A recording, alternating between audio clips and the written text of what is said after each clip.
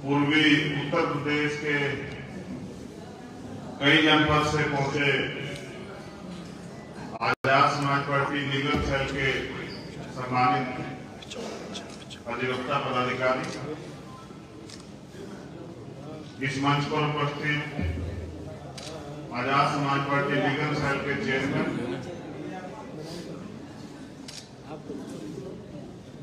उनके साथ जो मऊ डिस्ट्रिक्ट से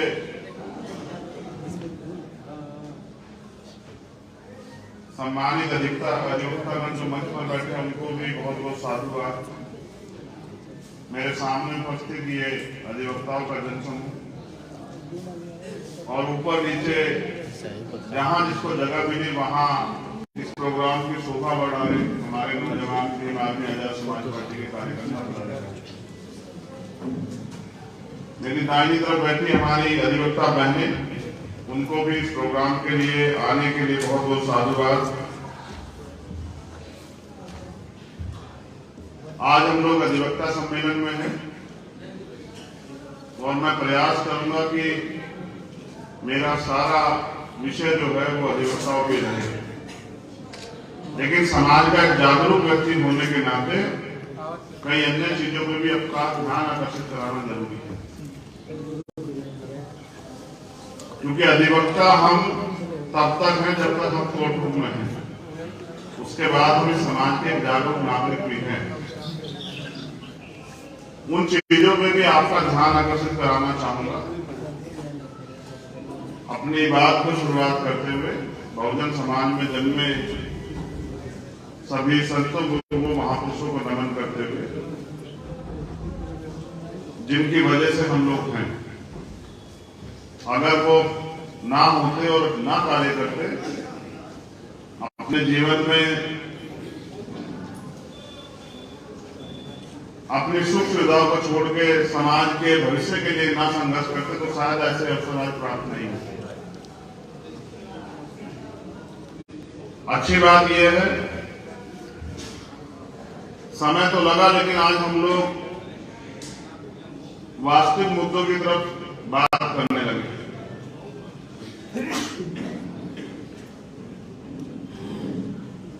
आपके मन में मुझे लेके बहुत सारे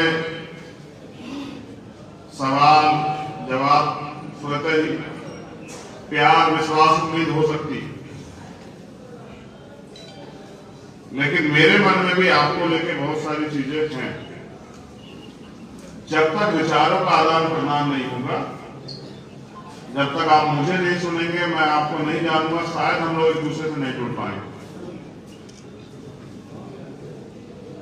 कम समय में एक अच्छा अवसर जो है मऊ की ऐतिहासिक धरती पे हम सब लोगों को मिला है कि आप मुझे सुने और मैं आपको सुन रहा था, और एक दूसरे के साथ मिलकर हम इस आंदोलन को आगे बढ़ाएं।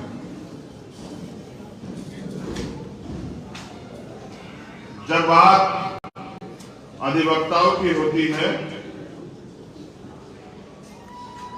तो अधिवक्ता मात्र कोई काले कोट वाला व्यक्ति नहीं होता है। जब मैंने LLB की, उसके पीछे मेरे पिताजी का एक सपना था। मेरे पिताजी ने किसी व्यक्ति को उसके बुरे समय पे कुछ पैसे उधार दिए और 20 साल तक उस मुकदमे को लड़ते रहे। 20 साल लड़ने के बाद अधिवक्ता तो नहीं बदले, लेकिन जज कई बदले, और जज अंत में उनसे कहते जाने से पहले कि, क्योंकि मेरे पिताजी एज ए प्रोफेशन एक टीचर थे, प्राइमरी स्कूल में अध्यापक थे, तो वो उनसे कहते कि मास्टर जी फैसला कर लो तो ज्यादा अच्छा रहेगा। 20 साल के बाद मेरे पिताजी ने एक 10 साल की बात मान के फैसले के लिए स्वीकार्यता दी कि ठीक है, आप कह रहे हैं, मुझे भी लड़ते बहुत दिनों में 20 साल हो गए, फैसला कर लेते हैं, आप आदेश कीजिए फैसला कैसे है। तो उन्होंने कहा मैं बात करूंगा, मैं दूसरे वकील को बुलाऊंगा, दूसरे पक्ष को भी बात करूंगा और कोशिश करूंगा कि आपका मामला निपटवा दूं। 20,000 रुपए से कुछ ज्यादा रकम मेरे पिताजी ने दी और जैसा आपने कहा कि 5,000 रुपए में इसको निपटा दिया। तो मेरे पिताजी ने जज साहब से कहा साहब मुझे 20 साल हो गए, मैं नौकरी पसंद व्यक्ति हूँ, मैं हर हफ्ते तारीख पे आता हूँ, जितने पैसे मैंने दिए थे उससे ज्यादा तो मेरे तारीखों पे खर्च हो गए। ये कैसा न्याय जो है आप कह रहे हैं कि जो मैंने रकम दी है वो भी मुझे आप वापस नहीं करा रहे, तो बताइए न्याय कैसे हो? वो बात उनके मन को इतनी चुभी, उन्होंने मुझसे कहा कि तुम्हें एक अच्छा वकील बनना जो तुम लोगों को न्याय दिला सको, ऐसा वकील नहीं बनना जिसके साथ 20 साल तक मैं चक्कर काटता रहा, मुझे न्याय नहीं मिला। फिर उन्होंने कहा अगर क्योंकि आज अवसर है तो आप PCSJ क्वालिफाई कर जाओ, तो अगर आप जैसा अच्छा व्यक्ति बैठेगा उन चेयर पे तो लोगों की मदद होगी आसानी से। जो न्याय व्यवस्था हमारे यहाँ उसमें न्याय में बड़ा समय लगता है, तो हो सकता है, मुझे उम्मीद है कि मेरे दिखाई सीख के बाद आप लोग, अगर आपको अवसर मिला तो आप लोगों को न्याय में मदद करोगे। और इस उद्देश्य से मैंने पिताजी की बात मान के वकालत की। लेकिन जब मैं पहली बार प्रैक्टिस के लिए कोर्ट आया तो मैंने अधिवक्ता के साथ एक स्लोगन भी लिखा था, लॉयर बॉर्न फॉर जस्टिस, अधिवक्ता न्याय के लिए पैदा हुए। अब बुरी बात यह है कि आज जहां हम इकट्ठा हुए हम अधिवक्ता लोग न्याय मांग रहे हैं, हमें भी न्याय मिल जाए। देखिए, जिनसे न्याय के लिए, जो न्याय के लिए है, वो आज न्याय मांग रहे हैं कि हमें, हमारी प्रथम जो मांग है वो ये है कि हमें हायर जुडिशरी में रिजर्वेशन मिलना चाहिए, हमारी भागीदारी होनी चाहिए। यही मांग है ना पहले। और ये मांग न्यायोचित भी है, मगर मेरा ये मानना है कि मांगने से तो इस देश में आज तक कोई चीज नहीं है। जिसको जो भी अधिकार चाहिए था वो उसके लिए लड़ा, और अगर हम ये अधिकार चाहते हैं तो हम सिर्फ और सिर्फ अगर हर डिस्ट्रिक्ट में सम्मेलन करके अपनी बात को कहने लगना है, तो मैं ये पूरी जिम्मेदारी से कहता हूं कि सरकार और सुप्रीम कोर्ट में बैठे कोलिजन्स के जरिए बैठे जजों की जमीन सरक जाएगी, वो लोग खुद इस पर चर्चा करने लग जाएंगे। क्योंकि मेरा ये अनुभव है कि जब तक बच्चा रोता नहीं तो मां को एहसास नहीं होता कि बच्चे को भूख लगी। हम लोग जब तक अपने हक अधिकारों के लिए बोलेंगे नहीं, अपने अधिकारों का प्रयोग नहीं करेंगे, तब तक मुझे नहीं लगता कि कोई अधिकार हमें इस व्यवस्था में बैठे लोग जो ऊपर पायदान में बैठे वो हमें देंगे। सम्मानित साथियों, जो आंदोलन आज हम लोग चलाने का प्रयास कर रहे हैं, हमसे पहले भी कई लोगों ने चलाया।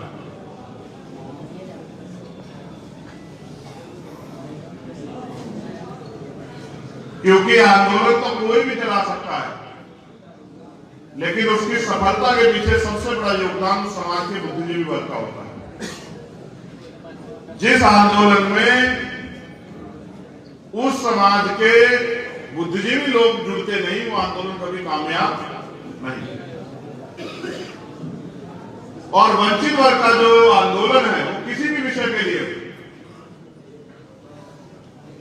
उसकी नाकामयाबी को, जिनको बाबा साहब अम्बेडकर को हम भारत का सबसे बड़ा विद्वान व्यक्ति कहते हैं, उन्होंने इस बात को स्पष्ट किया 18 मार्च 1956 को आगरा में कि मुझे मेरे पढ़े लिखे लोगों ने धोखा दिया।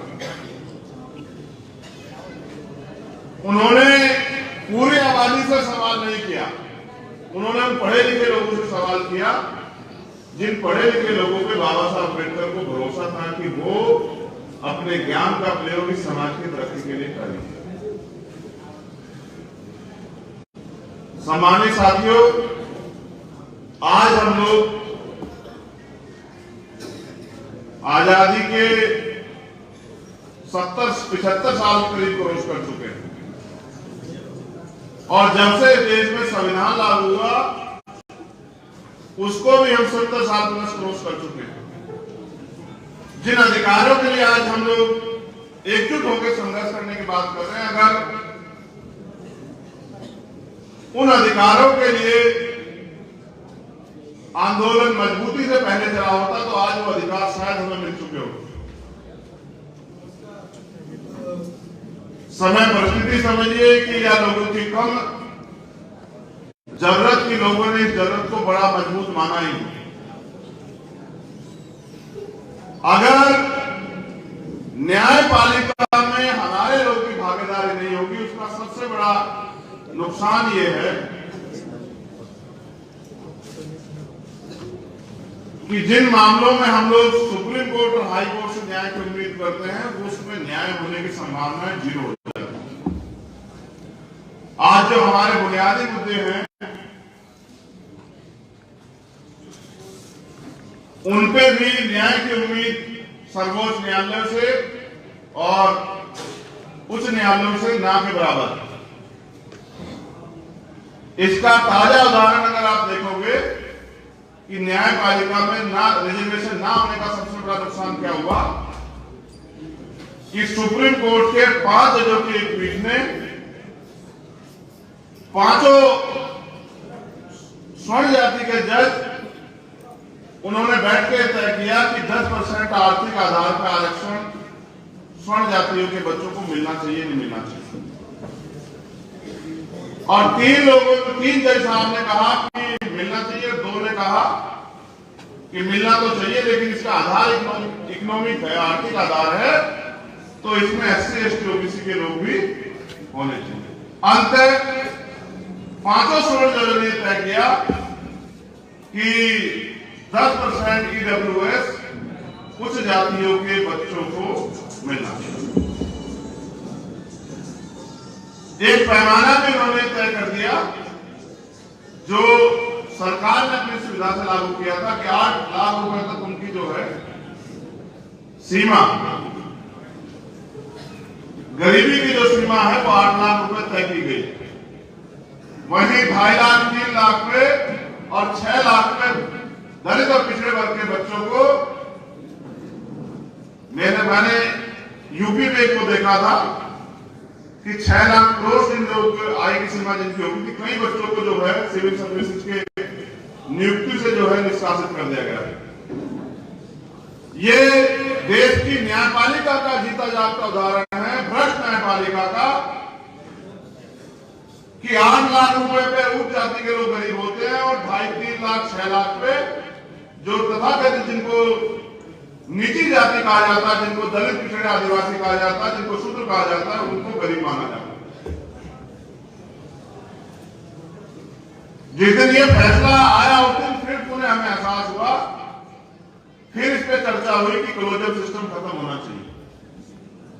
आइए बात करते हैं उस वास्तविक मुद्दे की जिससे सारी परेशानियां खड़ी हो गई। ये आपका सबसे पहला मुद्दा था, इसलिए मैंने सबसे पहले मुद्दे को सबसे पहले आपके सामने रखा। अब मैं अपने दिल की बात आपके सामने रखना चाहता हूं। उम्मीद करता हूं कि मेरी इस बात को आप गहराई से सुनेंगे और समझेंगे।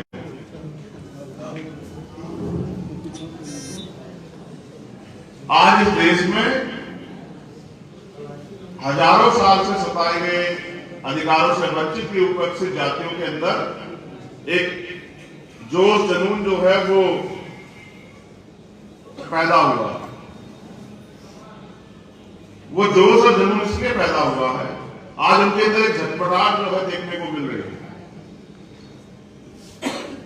कि वो आज अपने अधिकारों को पढ़ के अपने अधिकारों के बारे में जानकारी इकट्ठा करके अपने अधिकारों को लेने के लिए, उनको प्राप्त करने के लिए संघर्ष की भूमिका में आ रहे हैं।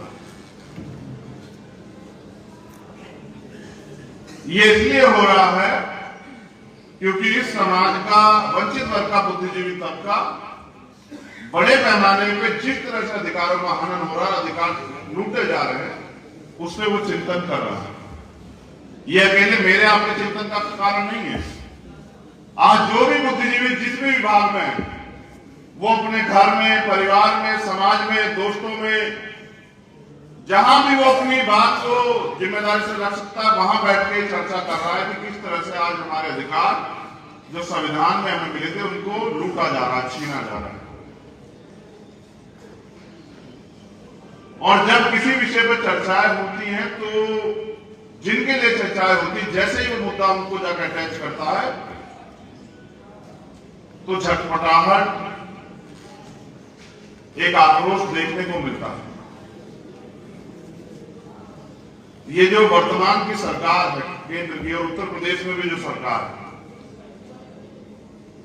इस सरकार ने, जो केंद्र की सरकार है, पिछले 7-8 सालों में जिस तरह से SC, ST, OBC के बुनियादी अधिकारों को लूटने का काम किया है, सरकारी संपत्ति को बेचने का काम किया है, जिस तरह से सारे इंस्टीट्यूशन को बर्बाद करने का काम किया, जिस तरह से लेटरल एंट्री और तमाम तरह की चीजें तैयार करके जो थोड़ा बहुत अधिकार आरक्षण के रूप में मिल रहा है उसको छीनने का काम किया है, तो कहीं ना कहीं एक संदेश तो गया है कि ये जो लोग हैं ये अपने पुरानी व्यवस्था पे इस देश को लाना चाहते हैं। और वो उन लोगों को जो संविधान के द्वारा दिए गए अधिकारों के बारे में समझते हैं, जानते हैं, उसकी ताकत को जानते हैं, उनके अंदर एक डर भय का माहौल बना। और जब कहते हैं ना भय बिना प्रीति नहीं होती, तो जब भय हुआ तभी हमारे लोगों ने चर्चा की। और चर्चा यह है कि आज इस देश के संविधान को खतरा है। खतरा किनसे है, खतरा क्यों है, ये भी बात मुझे आपको बतानी नहीं पड़ेगी, आप बेहतर मुझसे जानते हैं कि खतरा किनसे है और क्यों है। सम्मानित साथियों, हम ये आंदोलन इसलिए चला रहे हैं क्योंकि इस देश में जो भी अधिकार हमें मिले हैं वो संघर्ष करने से, आंदोलन के जरिए मिले हैं। इस देश को आजादी भी आंदोलन के जरिए मिली है। हम आंदोलन उनके लिए चला रहे हैं। हम तो थोड़ी बहुत छोटा मोटा रोजगार हमारे वकील साथी और साथी भी कर सकते हैं, लेकिन जो अंतिम पायदान में व्यक्ति बैठा है उसको अधिकार कैसे मिले, उनके लिए हम लोग आंदोलन चला रहे हैं। चलाना इसलिए जरूरी है कि जो अधिकार हमें संविधान ने तो दिए, वो अगर जो सरकारें बैठी है वो अधिकार हमें, उनका लाभ हमारे लोगों को नहीं देना चाहिए। मैं वकीलों को इस तरह से भी देखता हूं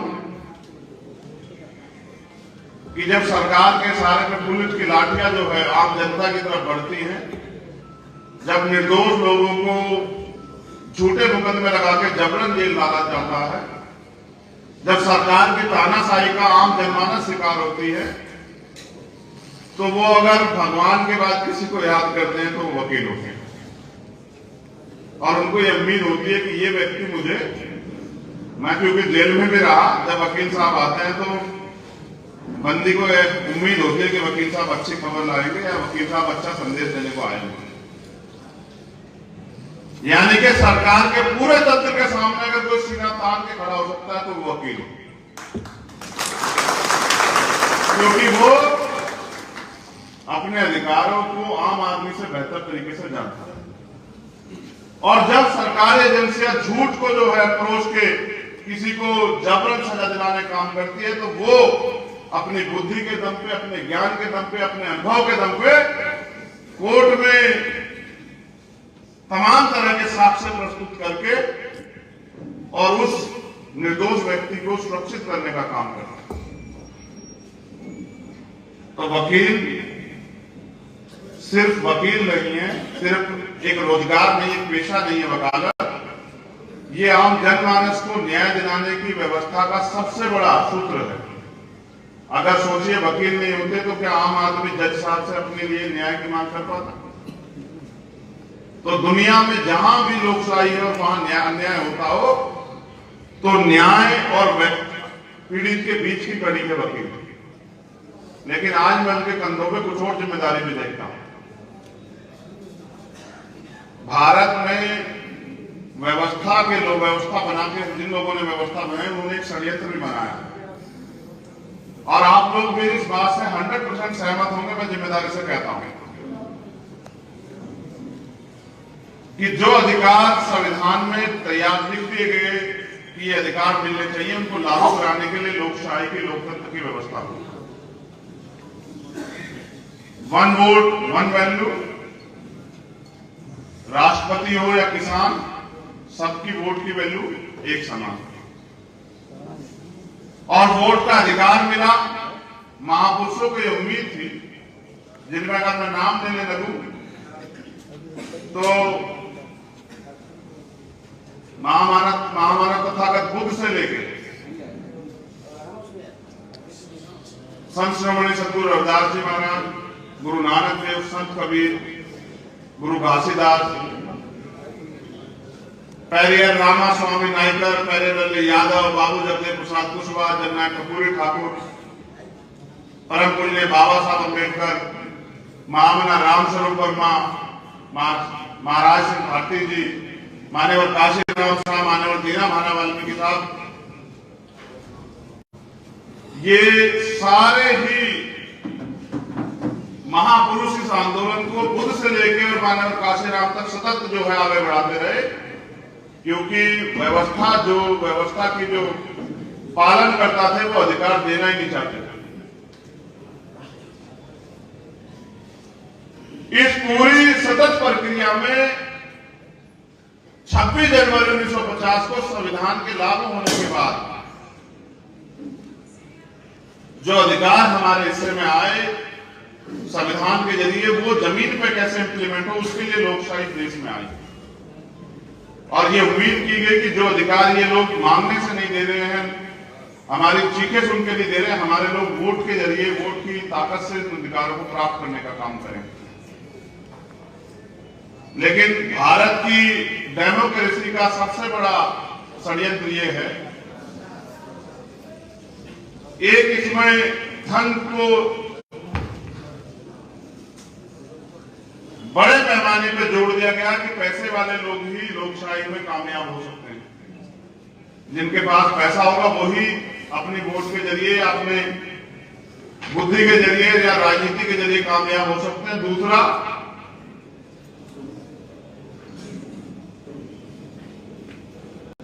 भारत में चाहे वो केंद्र की सत्ता के लिए चुनाव में या प्रदेश की सत्ता के लिए जितने % वोट देके लोग सरकार बनाते हैं, उससे ज्यादा % लोग वोट का प्रयोग ही नहीं करते। अगर आपको याद हो तो अभी 2022 में जो विधानसभा का चुनाव हुआ, कितने % पोलिंग हुआ, अगर कोई साथी बताए।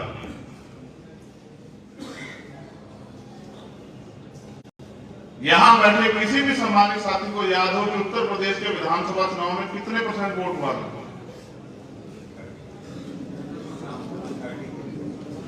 कितना? नहीं, 54% हम इसको एक्सेप्ट कर लेते हैं कि 54% लोगों ने वोट दिया। और जो एब्सोल्यूट मेजॉरिटी की सरकार बनी है भारतीय जनता पार्टी, उनको कितने % वोट पड़ा होगा? 41। जबकि आंकड़ा गलत है, लेकिन मैं बस आपका ध्यान यहां लाना चाहता हूं कि 54% लोगों ने वोट दिया और 46% लोगों ने वोट नहीं दिया।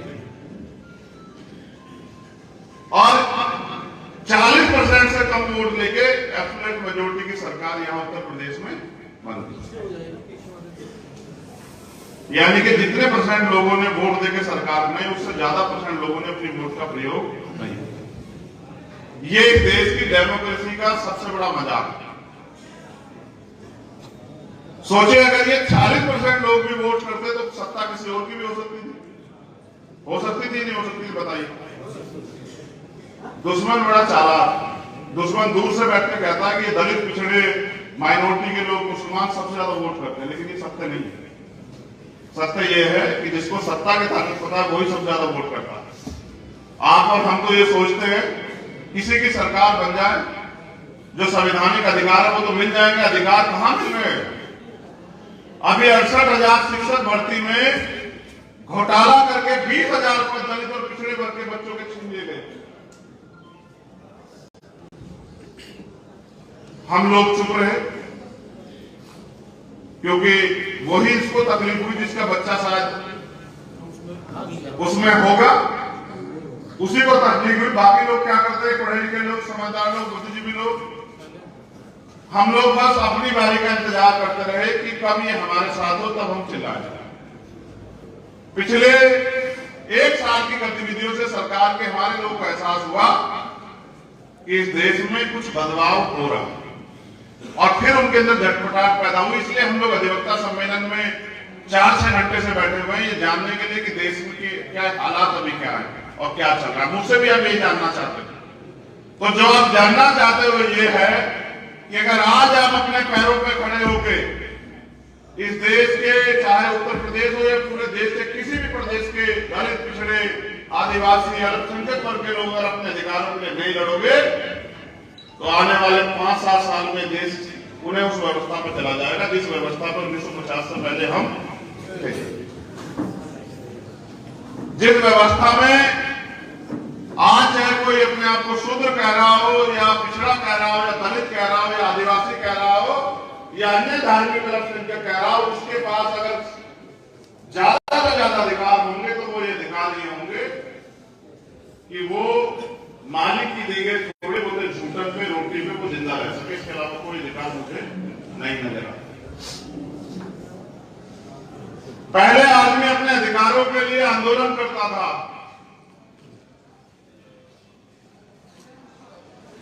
अपनी बात को रखने की आजादी थी, लेकिन आज कहां? आंदोलन करने जाओ तो लाठी मिलती है, झूठे मुकदमे मिलते हैं। कोई अपनी बात रख दो तो सरकार के लोग के इशारे पे झूठे मुकदमे दर्ज हो जाते हैं। कहां है लोकशाही, कहां है संविधान के आर्टिकल, संविधान के जो अधिकार? और पढ़ा लिखा बुद्धिजीवी तबका अपनी बात को, अपने अंदर इस दर्द को महसूस तो करा सकता तो, लेकिन आम आदमी तक नहीं पहुंचा पा रहे। यहां कमी आ रही है। अगर हम लोग अपनी जिम्मेदारी को समझ लें कि हमें करना क्या है, तो मुझे लगता है कि हमारी लड़ाई जल्दी जो है वो कामयाबी की तरफ बढ़ सकती है। जो पीड़ा, जो दर्द, जो खतरा हम लोग महसूस कर रहे हैं, अगर हम लोग अपने अपने समाज में जाके, इस बहुजन समाज में जाके इसको बताने का काम करें और समाज को जागरूक करने का काम करें तो शायद हमारे लोग इस लड़ाई को लड़ने के लिए पुनः तैयार हो सकते हैं। हमारे सम्मानित साथी पाल साहब जब अपनी बात को रख रहे थे तो वो काशीराम साहब का जिक्र कर रहे थे और अपने आप को सौभाग्यशाली कर रहे थे। ये एक अटल सत्य है कि इस देश की पिछड़े वर्ग की जातियों को, जिनको जाति के नाम पे गालियां दी जाती थी, जिनको अपमानित किया जाता था, मानव काशीराम साहब ने अपने समकालिक साथियों के सहयोग से उन जातियों के अंदर ये भावना पैदा करने का काम किया, उनको ये समझाने का काम किया कि आपको भी संगठित होकर, अगर आप संगठित हो जाओ तो आपको भी हिस्सेदारी और सम्मान मिल सकता है। और उसी का परिणाम है जो पाल साहब कह रहे थे कि मैं पहली बार पाल समाज का व्यक्ति जो है उस कौसिबली कॉलेज से जो है सबसे ज्यादा मतों से जीता। उन्होंने पिछड़े, सामाजिक और आर्थिक रूप से, शैक्षिक रूप से पिछड़े जो वर्ग के लोग हैं, ये दलित समाज के लोग भी उसी में आते हैं। ये अपने आप को अलग मानने का प्रयास करते हैं, लेकिन सच ये है कि आज के संविधान में जो पिछड़े और दलित और आदिवासी वर्ग के लोग हैं, ये सब एक ग्रुप हैं। इसकी जानकारी अगर आपको करनी हो तो महात्मा ज्योतिबा फूले की किताब गुलामगिरी आपको पढ़नी चाहिए कि उन्होंने सब लोगों को अतिशूद्र के रूप में उसमें कहा। दुश्मन चालाक है, वो अपने लोगों में भाईचारा पैदा करके और राज सत्ता पर बैठ के और हमारे अधिकारों को लूट रहा है, छीन रहा है और हमें गुलामों जैसा जीवन जीने के लिए मजबूर कर रहा है। लेकिन हम पढ़ लिख के भी समझदार नहीं बन पाए। हम लोग पिछड़े वर्ग के लोग आपस में लड़ रहे हैं और अपने अधिकारों की उम्मीद दुश्मन से कर रहे हैं कि दुश्मन हमें देगा, इसलिए हम छले जा रहे हैं। ये पढ़े लिखे लोगों का मंच है, इसलिए मैंने नौजवान साथियों से कहा कि वो पीछे हट जाएं और पढ़े लिखे लोगों से मुझे बात करने दें। हमें ये आज हमारे ऊपर ये सवाल है कि पिछड़ा आंदोलन चला और उनकी वजह से हमें अधिकार मिले, मगर मैं आपके सामने सवाल रख रहा हूं कि अगर आज आंदोलन नहीं चलेगा तो आने वाली पीढ़ी के हिस्से में इस देश में क्या बचेगा, आप बताइए। पहले भर्ती आती थी, भर्तियों में आरक्षण के जो सिद्धांत है उनको पूरा किया जाता था। फिर गांव में खबरें आती थी कि उसका फलाने का बच्चा जो है आज इस विभाग में नौकरी लग गया, उसका बच्चा जो है विभाग में नौकरी लग गया, उसके बच्चे का विभाग में सिलेक्शन हो गया। पिछले 4-5 सालों से तो शायद किसी गांव में खबर आई हो कि किसी पाल, प्रजापति, कश्यप, निषाद, राजभर, गुर्जर, जाट, यादव, मौर्य, कुशवाहा का बच्चा सरकारी नौकरी पे लगा।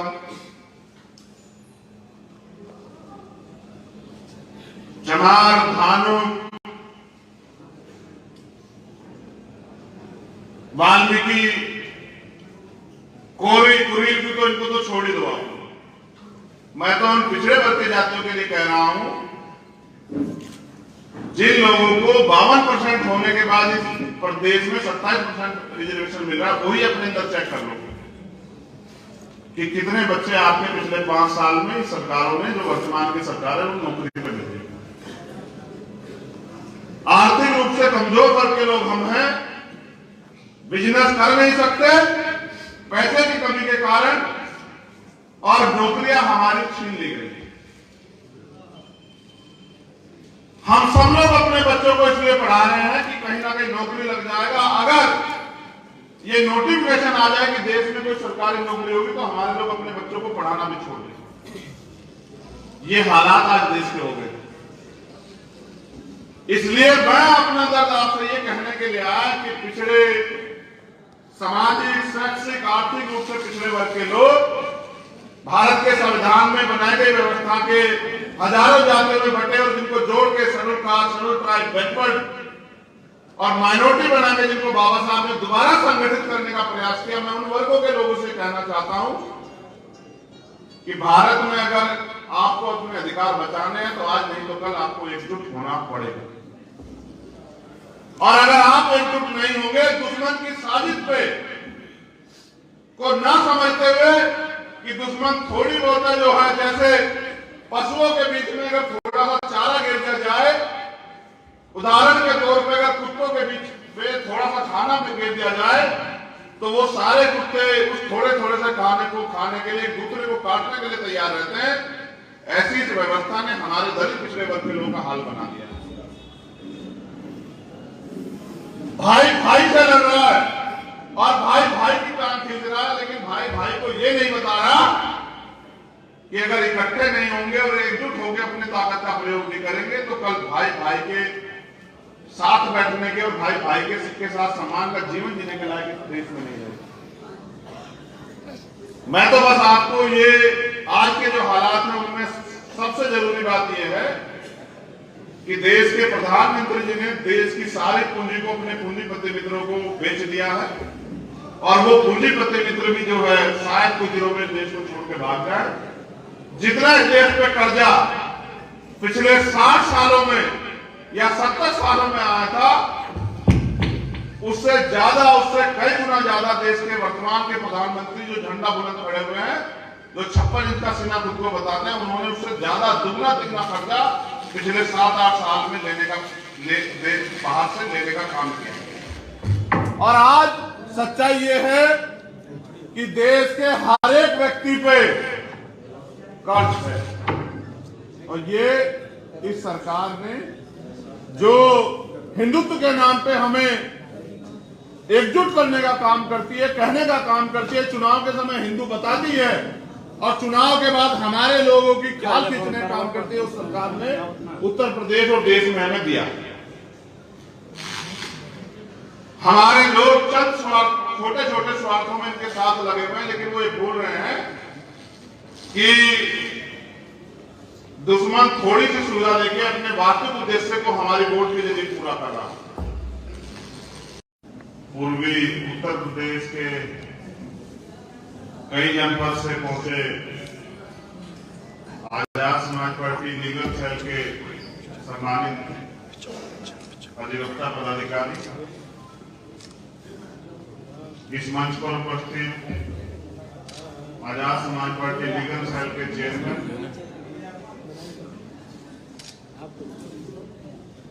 उनके साथ जो मऊ डिस्ट्रिक्ट से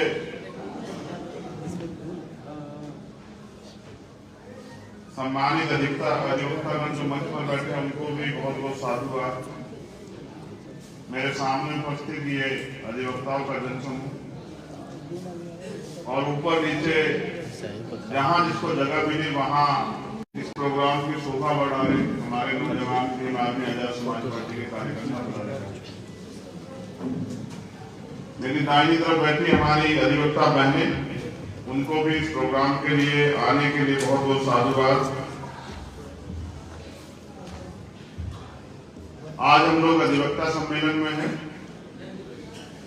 और मैं प्रयास करूंगा कि मेरा सारा विषय जो है वो अधिवक्ताओं पे रहे, लेकिन समाज का एक जागरूक व्यक्ति होने के नाते कई अन्य चीजों पर भी आपका ध्यान आकर्षित कराना जरूरी है,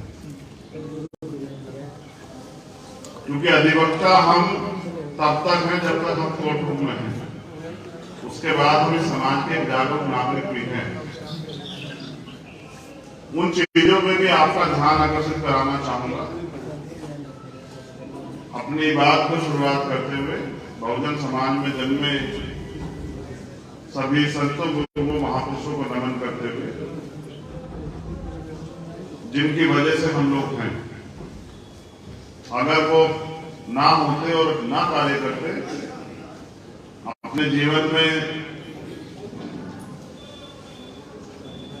अपनी सुख सुविधाओं को छोड़ के समाज के भविष्य के लिए ना संघर्ष करते, तो शायद ऐसे अवसर आज प्राप्त नहीं होते। अच्छी बात यह है, समय तो लगा, लेकिन आज हम लोग वास्तविक मुद्दों की तरफ बात करने लगे।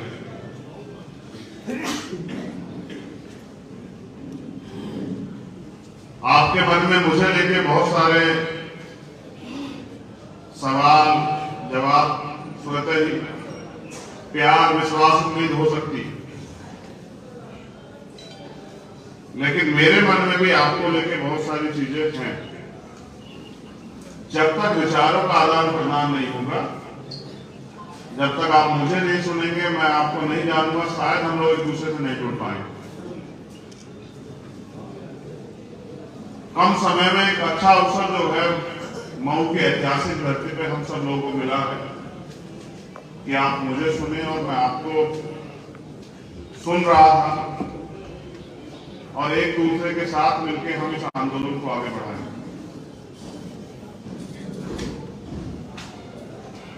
जब बात अधिवक्ताओं की होती है तो अधिवक्ता मात्र कोई काले कोट वाला व्यक्ति नहीं होता है। जब मैंने LLB की, उसके पीछे मेरे पिताजी का एक सपना था। मेरे पिताजी ने किसी व्यक्ति को उसके बुरे समय पे कुछ पैसे उधार दिए और 20 साल तक उस मुकदमे को लड़ते रहे।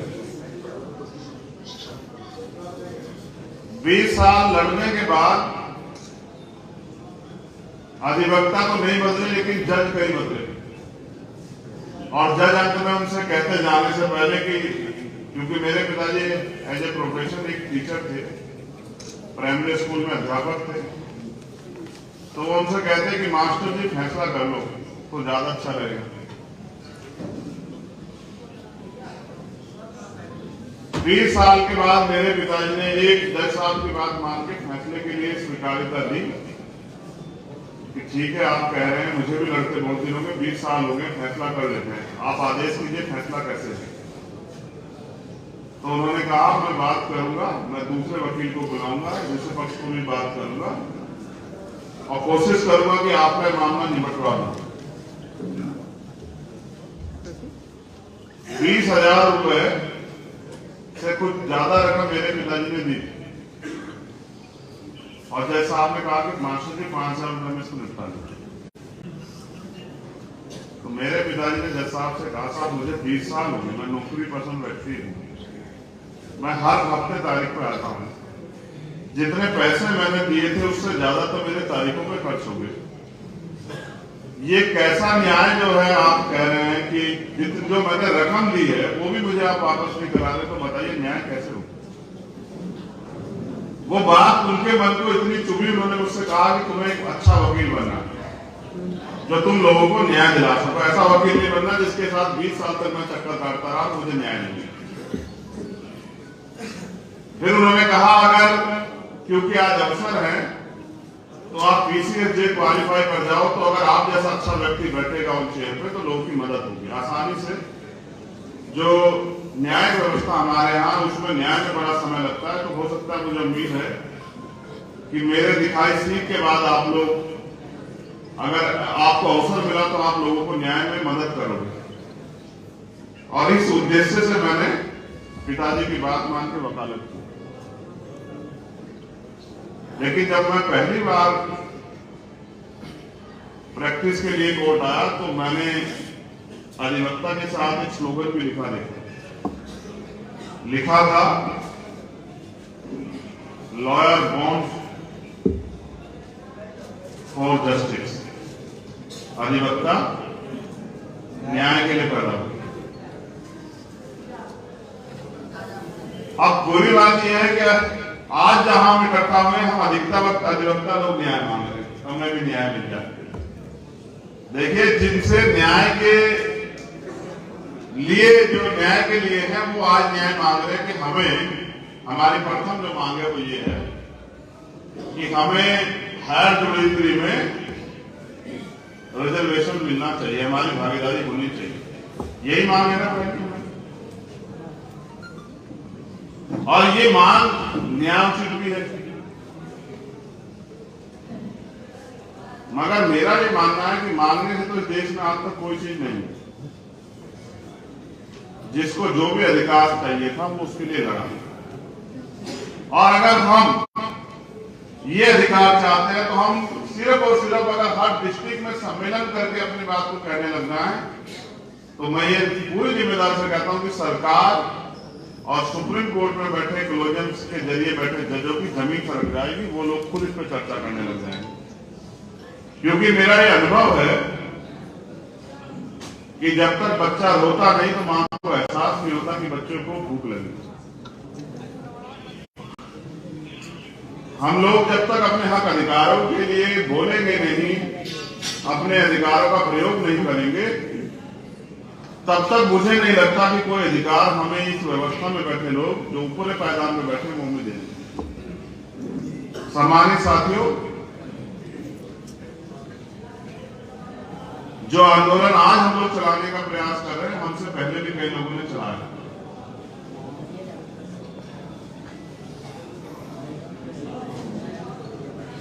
क्योंकि आंदोलन तो कोई भी चला सकता है, लेकिन उसकी सफलता के पीछे सबसे बड़ा योगदान समाज के बुद्धिजीवी वर्ग का होता है।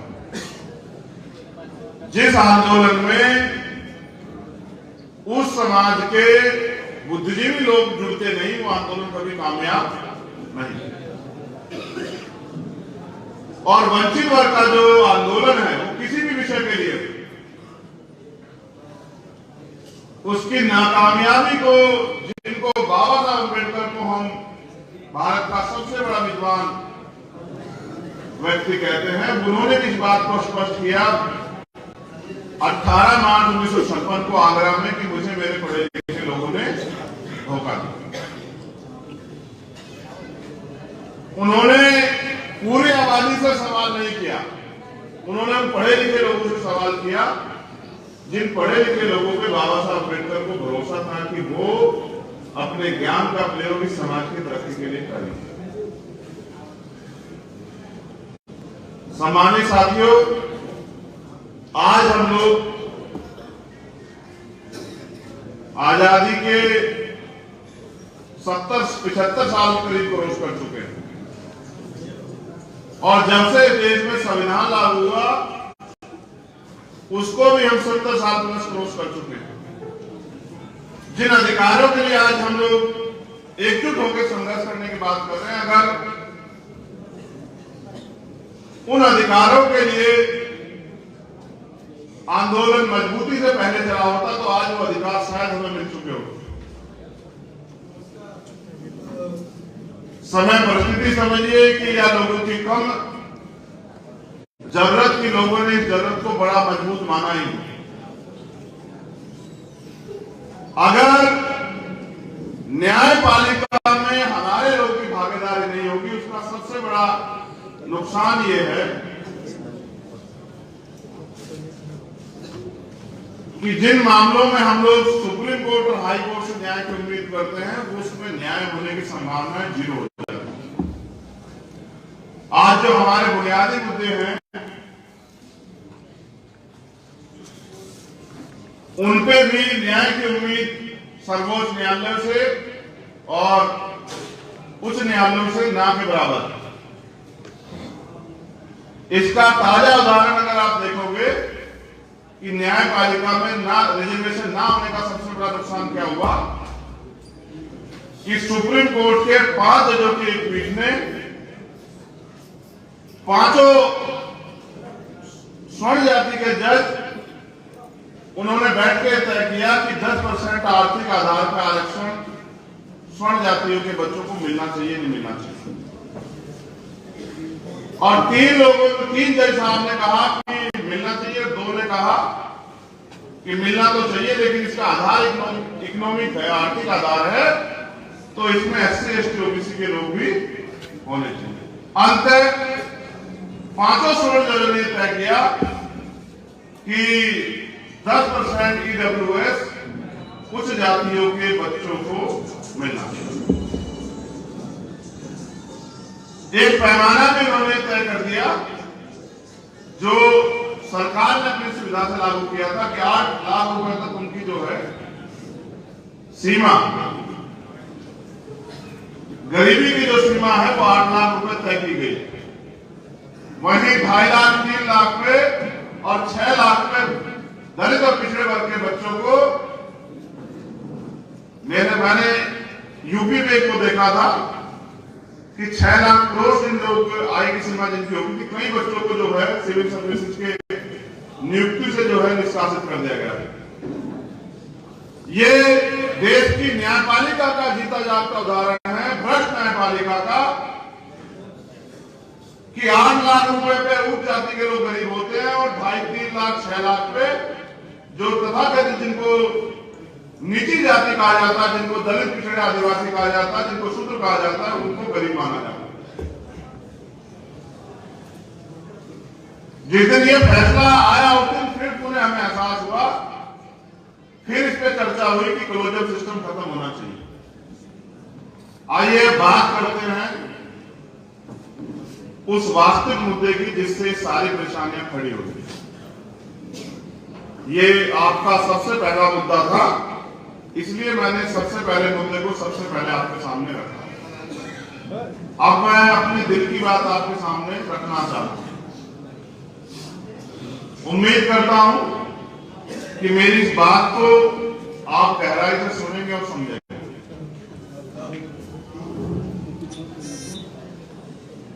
आज इस देश में हजारों साल से सताए गए अधिकारों से वंचित की उपस्थित जातियों के अंदर एक जोश जुनून जो है वो पैदा हुआ। वो जोश और जुनून इसलिए पैदा हुआ है, आज उनके अंदर एक झटपटाहट जो है देखने को मिल रही है कि वो आज अपने अधिकारों को पढ़ के अपने अधिकारों के बारे में जानकारी इकट्ठा करके अपने अधिकारों को लेने के लिए, उनको प्राप्त करने के लिए संघर्ष की भूमिका में आ रहे हैं। ये इसलिए हो रहा है क्योंकि इस समाज का वंचित वर्ग का बुद्धिजीवी तबका बड़े पैमाने पे जिस तरह से अधिकारों का हनन हो रहा है, अधिकार लूटे जा रहे हैं, उस पर वो चिंतन कर रहा है। ये अकेले मेरे आपके चिंतन का कारण नहीं है। आज जो भी बुद्धिजीवी जिस भी विभाग में है, वो अपने घर में, परिवार में, समाज में, दोस्तों में, जहां भी वो अपनी बात को जिम्मेदारी से रख सकता है, वहां बैठ के चर्चा कर रहा है कि किस तरह से आज हमारे अधिकार जो संविधान में हमें मिले थे उनको लूटा जा रहा है, छीना जा रहा है। और जब किसी विषय पर चर्चाएं होती हैं तो जिनके लिए चर्चाएं होती, जैसे ही वो मुद्दा उनको जाकर अटैच करता है तो झटपटाहट, एक आक्रोश देखने को मिलता है। ये जो वर्तमान की सरकार है केंद्र की, और उत्तर प्रदेश में भी जो सरकार है, इस सरकार में जो केंद्र की सरकार है, पिछले 7-8 सालों में जिस तरह से SC, ST, OBC के बुनियादी अधिकारों को लूटने का काम किया है, सरकारी संपत्ति को बेचने का काम किया है,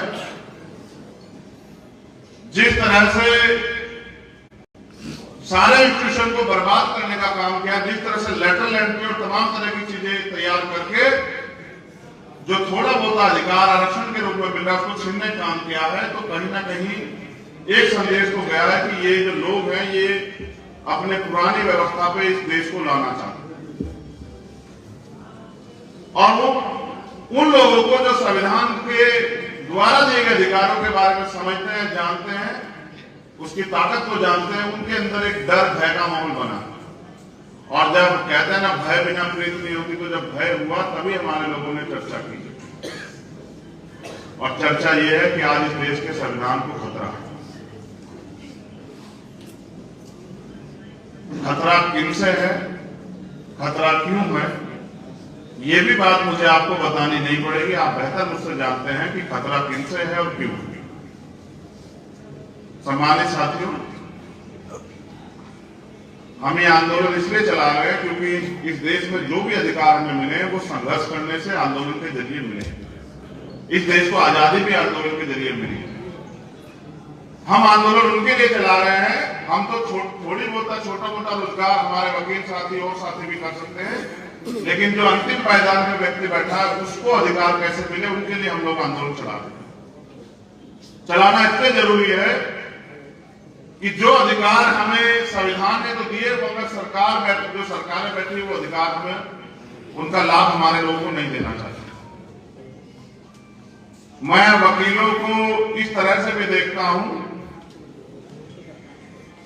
कि जब सरकार के सहारे में पुलिस की लाठियां जो है आम जनता की तरफ बढ़ती हैं, जब निर्दोष लोगों को झूठे मुकदमे लगा के जबरन जेल डाला जाता है, जब सरकार की तानाशाही का आम जनमानस शिकार होती है, तो वो अगर भगवान के बाद किसी को याद करते हैं तो वो वकील होते हैं। और उनको ये उम्मीद होती है कि ये व्यक्ति मुझे, मैं क्योंकि जेल में भी रहा, जब वकील साहब आते हैं तो बंदी को उम्मीद होती है कि वकील साहब अच्छी खबर लाएंगे या वकील साहब अच्छा संदेश देने को आएंगे। यानी कि सरकार के पूरे तंत्र के सामने अगर कोई सीना तान के खड़ा हो सकता है तो वो वकील हो, क्योंकि वो अपने अधिकारों को आम आदमी से बेहतर तरीके से जानता है। और जब सरकारी एजेंसियां झूठ को जो है परोस के किसी को जबरन सजा दिलाने काम करती है, तो वो अपनी बुद्धि के दम पे, अपने ज्ञान के दम पे, अपने अनुभव के दम पे कोर्ट में तमाम तरह के साक्ष्य प्रस्तुत करके और उस निर्दोष व्यक्ति को सुरक्षित करने का काम करता है। तो वकील सिर्फ वकील नहीं है, सिर्फ एक रोजगार नहीं, एक पेशा नहीं है वकालत। ये आम जनमानस को न्याय दिलाने की व्यवस्था का सबसे बड़ा सूत्र है। अगर सोचिए वकील नहीं होते तो क्या आम आदमी जज साहब से अपने लिए न्याय की मांग कर पाता? तो दुनिया में जहां भी लोकशाही है और वहां अन्याय होता हो तो न्याय और पीड़ित के बीच की कड़ी है वकील। लेकिन आज मैं उनके कंधों पे कुछ और जिम्मेदारी भी देखता हूं। भारत में व्यवस्था के लोग, व्यवस्था बना के जिन लोगों ने व्यवस्था बनाई उन्होंने एक षड्यंत्र भी बनाया, और आप लोग भी इस बात से 100% सहमत होंगे। मैं जिम्मेदारी से कहता हूं कि जो अधिकार संविधान में तैयार लिख दिए गए कि ये अधिकार मिलने चाहिए, उनको लागू कराने के लिए लोकशाही की, लोकतंत्र की व्यवस्था हो। 1 वोट 1 वैल्यू, राष्ट्रपति हो या किसान, सबकी वोट की वैल्यू एक समान, और वोट का अधिकार मिला। महापुरुषों को यह उम्मीद थी, जिनमें अगर मैं नाम लेने लगूं तो महामानव तथागत बुद्ध से लेके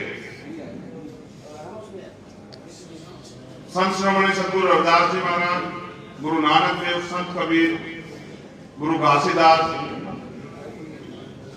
पेरियर रामा स्वामी नायकर, पेरियर यादव, बाबू जगदेव प्रसाद कुशवाहा, जननायक कपूरी ठाकुर, परम पुण्य बाबा साहब अम्बेडकर, महामना रामस्वरूप वर्मा, महाराज सिंह भारती जी, मान्यवर काशी राम साहब, मान्यवर दीना भाना वाल्मीकि साहब, ये सारे ही महापुरुष इस आंदोलन को बुद्ध से लेकर मान्यवर काशी राम तक सतत जो है आगे बढ़ाते रहे, क्योंकि व्यवस्था की जो पालन करता थे वो अधिकार देना ही नहीं चाहते थे। इस पूरी सतत प्रक्रिया में 26 जनवरी 1950 को संविधान के लागू होने के बाद जो अधिकार हमारे हिस्से में आए संविधान के जरिए, वो जमीन पे कैसे इंप्लीमेंट हो, उसके लिए लोकशाही देश में आई। और ये उम्मीद की गई कि जो अधिकार ये लोग मांगने से नहीं दे रहे हैं, हमारी चीखें सुन के नहीं दे रहे हैं, हमारे लोग वोट के जरिए, वोट की ताकत से अधिकारों को प्राप्त करने का काम करें। लेकिन भारत की डेमोक्रेसी का सबसे बड़ा षड्यंत्र ये है, एक इसमें धन को बड़े पैमाने पर जोड़ दिया गया कि पैसे वाले लोग ही लोकशाही में कामयाब हो सकते हैं। जिनके पास पैसा होगा वही अपनी वोट के जरिए, अपने बुद्धि के जरिए या राजनीति के जरिए कामयाब हो सकते हैं। दूसरा,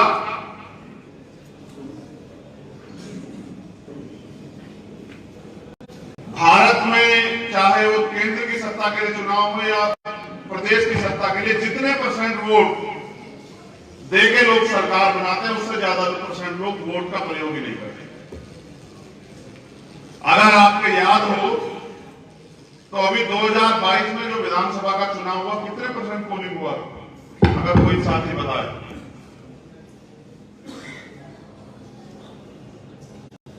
यहां बैठे किसी भी सम्मानित साथी को याद हो कि उत्तर प्रदेश के विधानसभा चुनाव में कितने % वोट हुआ था?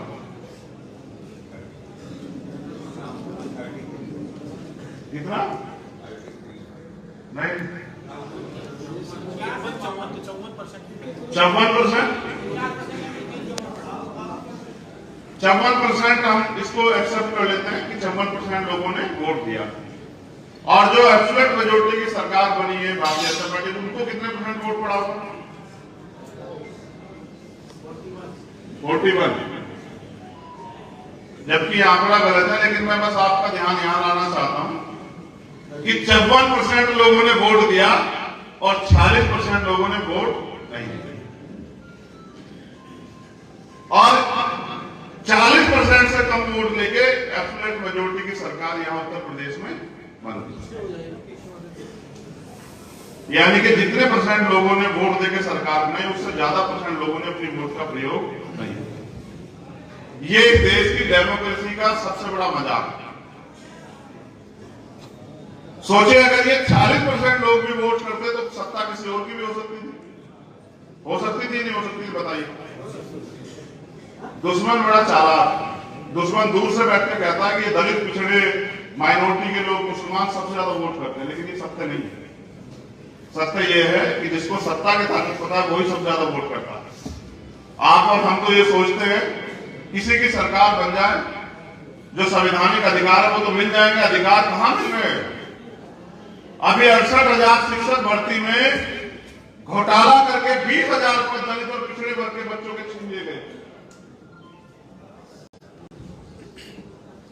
हम लोग चुप रहे क्योंकि वही इसको तकलीफ हुई जिसका बच्चा शायद उसमें होगा, उसी को तकलीफ हुई। बाकी लोग क्या करते हैं, पढ़े लिखे लोग, समझदार लोग, बुद्धिजीवी लोग, हम लोग बस अपनी बारी का इंतजार करते रहे कि कब ये हमारे साथ हो तब हम चिल्लाए। पिछले 1 साल की गतिविधियों से सरकार के हमारे लोगों को एहसास हुआ कि इस देश में कुछ बदलाव हो रहा है और फिर उनके अंदर झटपटाहट पैदा हुई। इसलिए हम लोग अधिवक्ता सम्मेलन में 4-6 घंटे से बैठे हुए हैं ये जानने के लिए कि देश में के क्या हालात अभी क्या है और क्या चल रहा है। मुझसे भी हम यही जानना चाहते हैं। तो जो आप जानना चाहते हो ये है कि अगर आज आप अपने पैरों पे खड़े होके इस देश के, चाहे उत्तर प्रदेश हो या पूरे देश के किसी भी प्रदेश के दलित, पिछड़े, आदिवासी, अल्पसंख्यक वर्ग के लोग अगर अपने अधिकारों के लिए नहीं लड़ोगे तो आने वाले 5-7 साल में देश पुनः उस व्यवस्था पर चला जाएगा जिस व्यवस्था पर 1950 से पहले हम थे। जिस व्यवस्था में आज चाहे कोई अपने आप को शूद्र कह रहा हो या पिछड़ा कह रहा हो या दलित कह रहा हो या आदिवासी कह रहा हो या अन्य धार्मिक अल्पसंख्यक कह रहा हो, उसके पास अगर ज्यादा से ज्यादा अधिकार होंगे तो वो ये अधिकार ये होंगे कि वो मालिक की दी गई थोड़े बहुत झूठन पे, रोटी पे वो जिंदा रह सके। इसके अलावा कोई अधिकार मुझे नहीं नजर आता। पहले आदमी अपने अधिकारों के लिए आंदोलन करता था,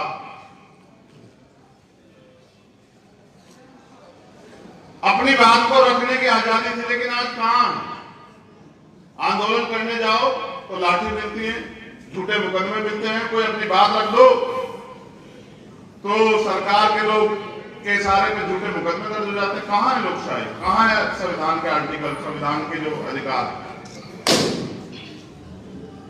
और पढ़ा लिखा बुद्धिजीवी तबका अपनी बात को, अपने अंदर इस दर्द को महसूस तो करा सकता को, लेकिन आम आदमी तक नहीं पहुंचा पा रहे। यहां कमी आ रही है। अगर हम लोग अपनी जिम्मेदारी को समझ लें कि हमें करना क्या है, तो मुझे लगता है कि हमारी लड़ाई जल्दी जो है वो कामयाबी की तरफ बढ़ सकती है। जो पीड़ा, जो दर्द, जो खतरा हम लोग महसूस कर रहे हैं, अगर हम लोग अपने अपने समाज में जाके, इस बहुजन समाज में जाके इसको बताने का काम करें और समाज को जागरूक करने का काम करें तो शायद हमारे लोग इस लड़ाई को लड़ने के लिए पुनः तैयार हो सकते हैं। हमारे सम्मानित साथी पाल साहब जब अपनी बात को रख रहे थे तो वो काशीराम साहब का जिक्र कर रहे थे और अपने आप को सौभाग्यशाली कर रहे थे। ये एक अटल सत्य है कि इस देश की पिछड़े वर्ग की जातियों को, जिनको जाति के नाम पे गालियां दी जाती थी, जिनको अपमानित किया जाता था, मानव काशीराम साहब ने अपने समकालिक साथियों के सहयोग से उन जातियों के अंदर ये भावना पैदा करने का काम किया, उनको ये समझाने का काम किया कि आपको भी संगठित होकर, अगर आप संगठित हो जाओ तो आपको भी हिस्सेदारी और सम्मान मिल सकता है। और उसी का परिणाम है जो पाल साहब कह रहे थे कि मैं पहली बार पाल समाज का व्यक्ति जो है उस कौसिबली कॉलेज से जो है सबसे ज्यादा मतों से जीता। उन्होंने पिछड़े, सामाजिक और आर्थिक रूप से, शैक्षिक रूप से पिछड़े जो वर्ग के लोग हैं, ये दलित समाज के लोग भी उसी में आते हैं।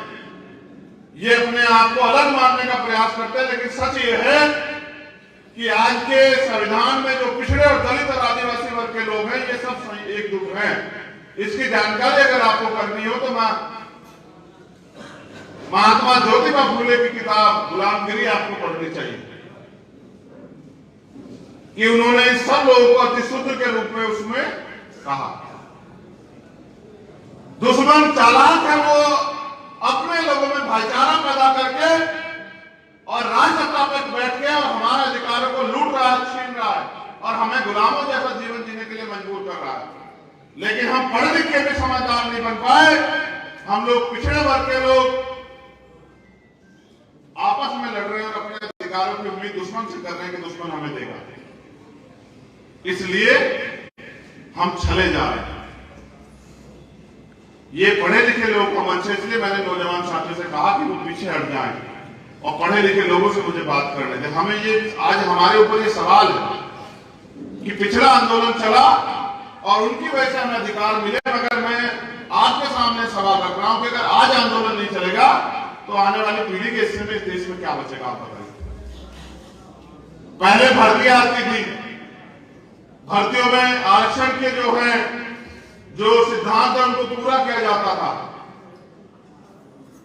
फिर गांव में खबरें आती थी कि उसको फलाने का बच्चा जो है आज इस विभाग में नौकरी लग गया, उसका बच्चा जो है विभाग में नौकरी लग गया, उसके बच्चे का विभाग में सिलेक्शन हो गया। पिछले 4-5 सालों में तो शायद किसी गांव में खबर आई हो कि किसी पाल, प्रजापति, कश्यप, निषाद, राजभर, गुर्जर, जाट, यादव, मौर्य, कुशवाहा का बच्चा सरकारी नौकरी में लगा।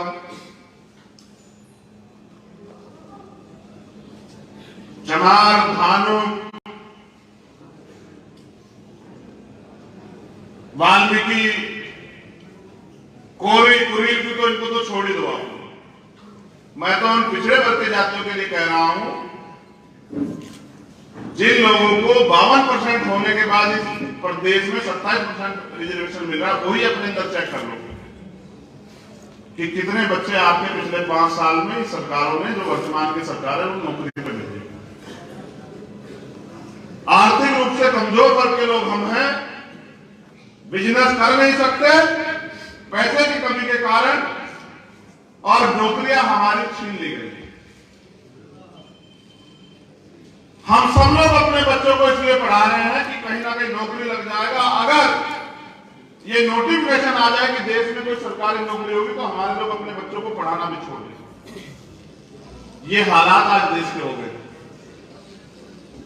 इसलिए मैं अपना दर्द आपसे ये कहने के लिए आया कि पिछड़े, सामाजिक, शैक्षिक, आर्थिक रूप से पिछड़े वर्ग के लोग भारत के संविधान में बनाई गई व्यवस्था के हजारों जातियों में बटे और जिनको जोड़ के schedule caste, schedule tribe, backward और माइनॉरिटी बना के जिनको बाबा साहब ने दोबारा संगठित करने का प्रयास किया। मैं उन वर्गों के लोगों से कहना चाहता हूं कि भारत में अगर आपको अपने अधिकार बचाने हैं तो आज नहीं तो कल आपको एकजुट होना पड़ेगा।